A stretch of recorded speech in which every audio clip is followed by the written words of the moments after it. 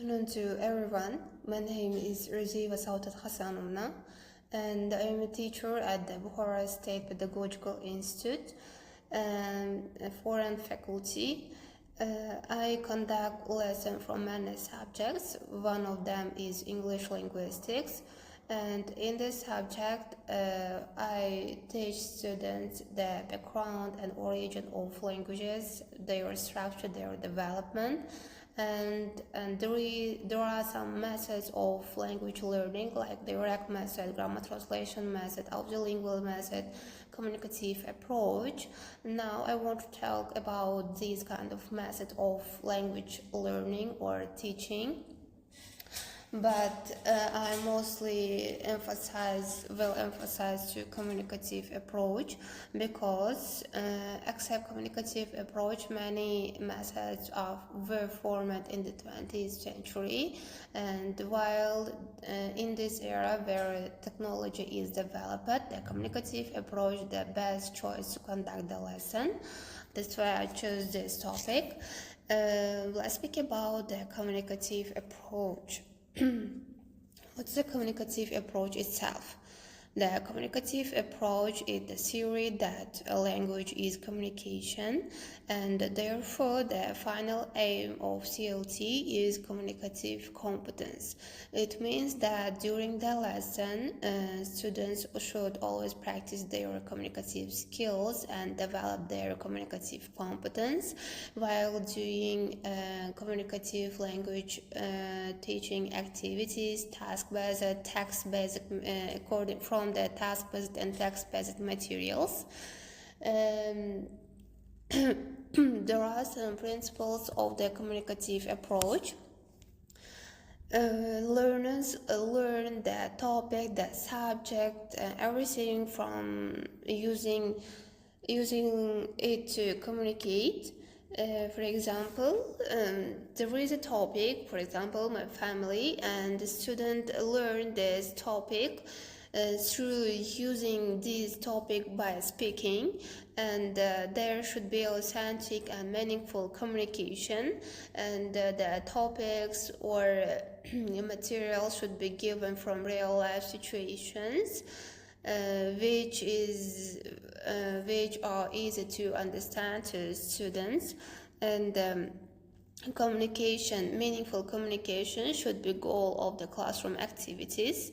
Fluency also the important dimension of communication, mostly emphasized to fluency and accuracy of the speech of students, and the communication involves the integration of different language skills. Yes, many students think that communicative language teaching is only speaking. Not, it's wrong. During the lesson, students use their all skills, 4 skills like listening, reading, speaking, and writing, and they should be integrated during the doing activities and participating role plays during the discussion and group working. Teachers should prepare materials using these skills and make students to improve their language skills. Learning is a process of creative construction and involves trials and errors. And communicative language teaching classroom is student-centered and the student-student interaction, and indeed actually there can be some mistakes or errors, and the main function of teacher in this kind of classroom is just correct their mistakes and give some solutions and alternatives. And there are some objectives of communicative language teaching. And students use language as a means of communication, object of learning, means of expressing values in order to share their opinions, or in order to learn the topic, in order to gain something. They use the learning language, L2, and mostly focus on communication rather than structure. As I mentioned before, mistakes and errors are natural during this classroom, and that's why teacher or student mostly pay attention the meaning or the ideas of communication rather than finding grammar mistakes. And what else? Focus on meaningful task and collaboration. In these classrooms, many activities should be done working in a group or pair work. That's why students work collaboratively with other group mates or classmates. And there are roles of student and teachers. Let's speak about the first one is learner role.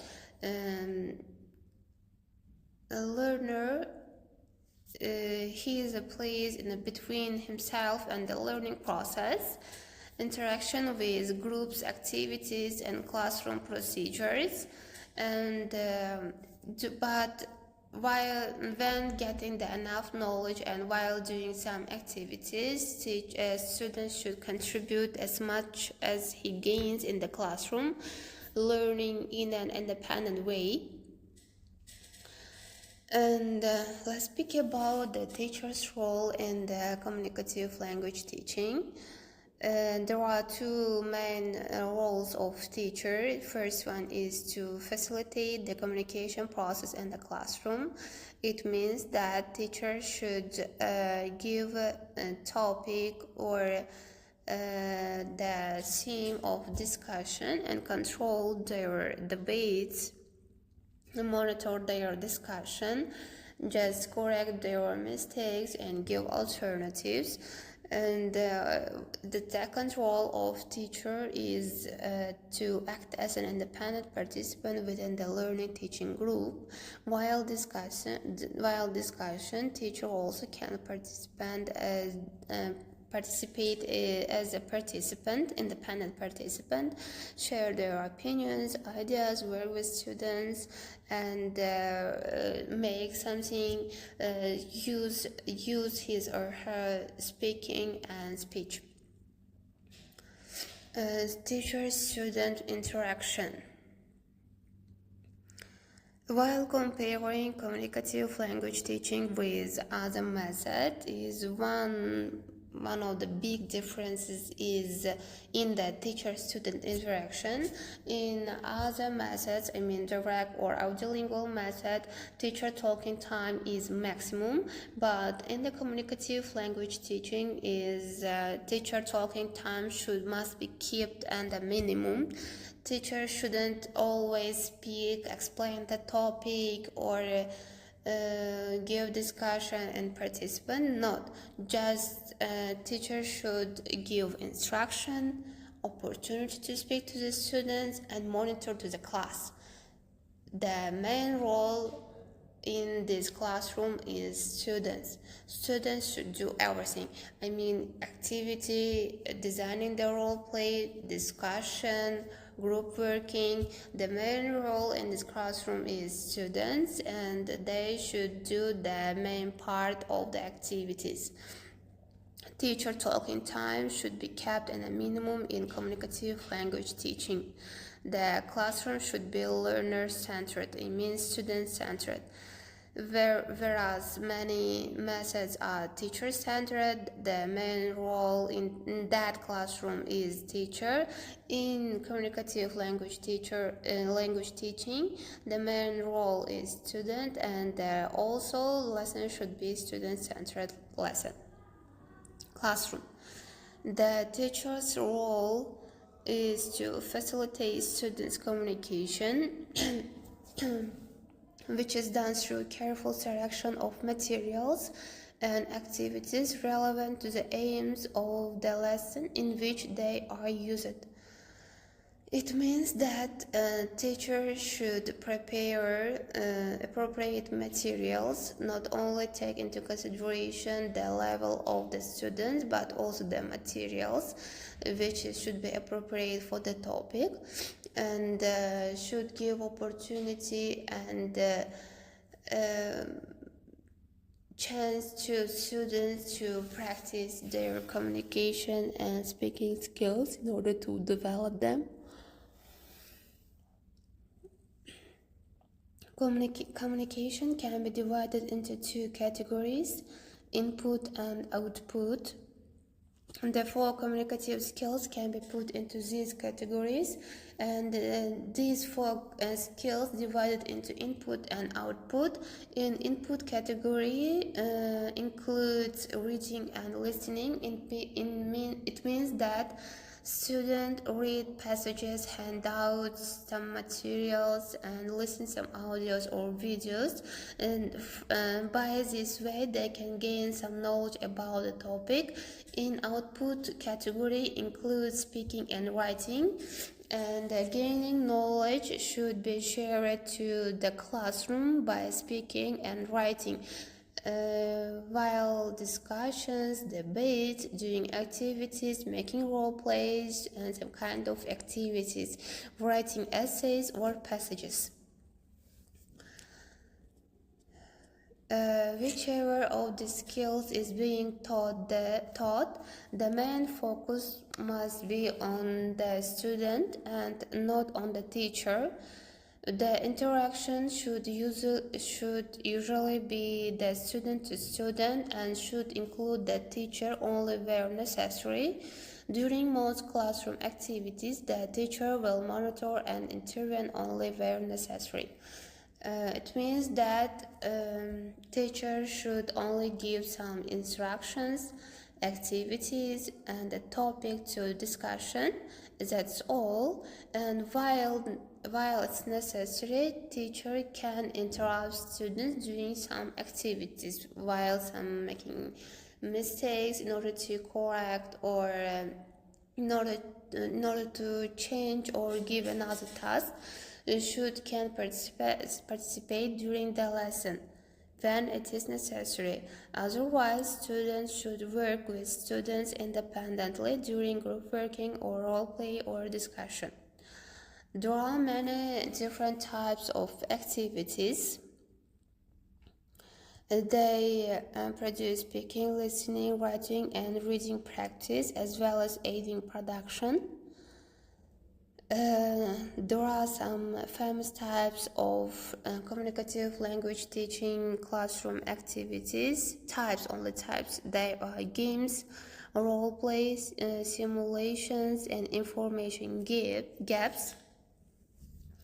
With the help of these types of activities, students can practice their communicative skills and develop their communicative competence.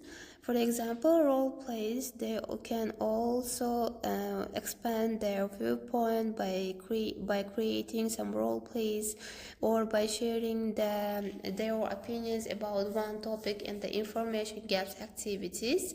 They can these types of activities help students to enhance their knowledge about topic. They help to improve their full language skills and expand their viewpoint with the help of this type of activities. We spoke about some strategies, some rules, some categories and types of activities. Let's speak about the materials. As I mentioned before, materials should be appropriate for the topic and the level of the students.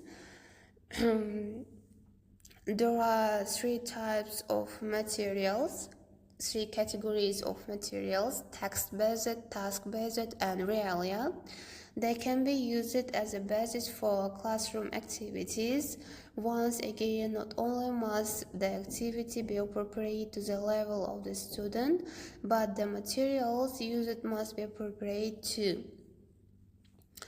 Let's talk about one by one about this materials category.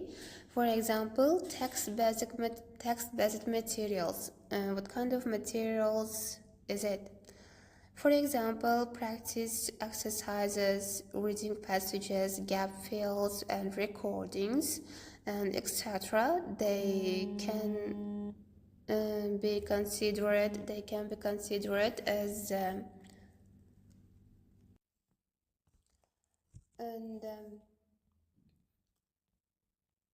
text-based materials, for example, practice exercises, reading passages, gap fills, and recordings. They can be found in almost any course book, books, as well as in books containing supplementary materials. They form an essential part of most lessons. Task-based materials, these include game boards, role-play cards, materials for drilling, pair work tasks. It is a second type of materials. They might be used to support real-life tasks such as role-playing, booking into a hotel, or a job interview. For example, in role-play cards, and teacher give some cards where written the topics for role-play. Students should choose one topic and create role-play according to the real-life situations, which they can have some experience or knowledge about the booking into a hotel or job interview. By this way, if they don't have some kind of experience, they can get some knowledge how to do it. And the last category of materials is realia. This includes such things as magazines, newspapers, fruits and vegetables, access maps, things from the real world outside the classroom. They can be used in many activities. For example, fruit and vegetables could be used in a shopping activity. An act could be used to show the effect of using present perfect continuous on a short action verb. What does the communicative approach mean in practical terms?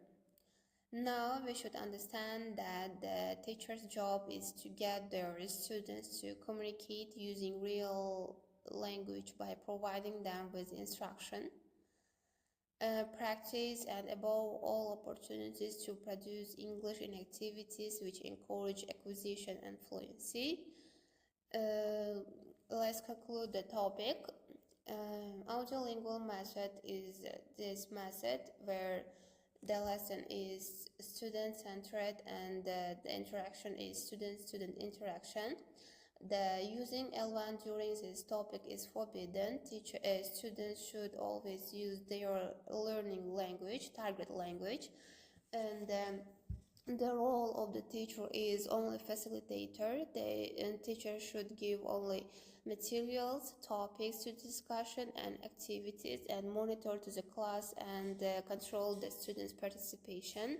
Students should independently work with other group mates or peers. They should create some role plays or discussion independently. And during these lessons, they should use their speaking skills and communicative competence. By this method, they can gain many knowledge and benefits like expanding viewpoint, improving their creativity, developing their speaking and communicative competence skills.